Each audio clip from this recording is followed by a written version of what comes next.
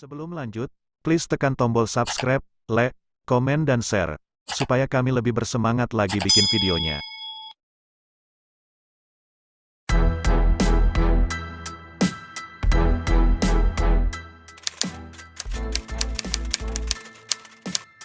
Pengakuan mantan napi kasus kebakaran gedung Kejagung, jadi korban skenario Ferdy Sambo.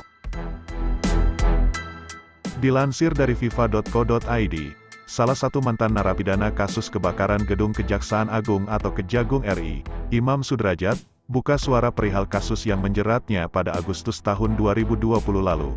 Kasus kebakaran gedung Kejagung ini diproses hukum pihak kepolisian, salah satunya oleh ex-Kadif Propam Polri, Ferdy Sambo. Saat itu, Ferdy Sambo masih berpangkat Brigadir Jenderal atau Brigjen, dan mengemban jabatan sebagai Direktorat Tindak Pidana Umum di Tipidum Bareskrim Polri. Total, terdapat 5 orang tukang yang ditetapkan sebagai tersangka atas kasus kebakaran tersebut. Mereka berinisial T, H, S, K, dan IS alias Imam Sudrajat. Ferdy Sambo kala itu mengungkap para tukang merokok hingga menyebabkan kebakaran. Imam Sudrajat sendiri sempat mempertanyakan perihal bukti kebakaran gedung Kejagung RI, termasuk soal barang bukti rokok. Kata dia, rokok yang ditampilkan di persidangan masih terbungkus rapi, dan tidak cacat akibat terkena api. Ya janggalnya itu aja, apinya dari mana? Sedangkan pekerjaan kita tidak ada yang berhubungan dengan api, kelistrikan dan api itu hari itu tidak ada. Kata Imam seperti dikutip Viva, dari tayangan YouTube Akuratko, Minggu tanggal 19 Februari tahun 2023.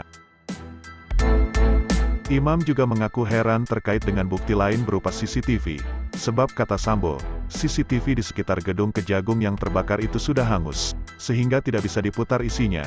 Tapi dalam persidangan, CCTV yang hangus itu tidak ditampilkan. Pak Ferdy Sambo sendiri bilang waktu itu, CCTV hangus tidak bisa diputar. Ini yang jadi pertanyaan saya, kenapa bukti hangus itu tidak ditampilkan di persidangan? Saya sempat tanya ke kuasa hukum saya, kok bukti CCTV yang hangus enggak ditampilkan di persidangan? Seharusnya kalau itu bukti, ditampilin dong, ungkap Imam. Saya orang buta hukum ya, tapi namanya bukti ya bukti. Yang ada di lokasi paling enggak, bukti rokok, rokoknya baru semua, bungkusnya baru, enggak ada cacat. Terus botol tiner yang ditampilkan juga botol utuh, botol plastik padahal kaleng saja sampai karatan, harusnya kebakar, meleleh, tapi ini enggak ada. Kok ini masih utuh mulus lagi? Tuturnya. Lebih jauh, Imam pun merespons terkait adanya isu bahwa dirinya bersama 4 tersangka lain merupakan korban skenario kasus. Imam mengaku sempat memikirkan apakah dirinya benar menjadi korban skenario atau tidak. Namun, Imam tidak terlalu ambil pusing dan membiarkan proses hukum berjalan semestinya. Ia hanya tahu, dirinya diputuskan bersalah dan harus menjalani hukuman penjara. Pernah berpikir jadi korban skenario kasus, cuma tidak terlalu diambil pusing. Biarin saja, katanya. Tanggapannya gimana? Disebut jadi korban skenario Ferdy Sambo dalam kasus kebakaran gedung Kejagung, ya biasa saja.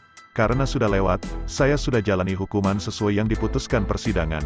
Enggak ada perasaan apa-apa, saya enggak tahu kasus itu rekayasa atau apa. Yang saya tahu saya diputus bersalah.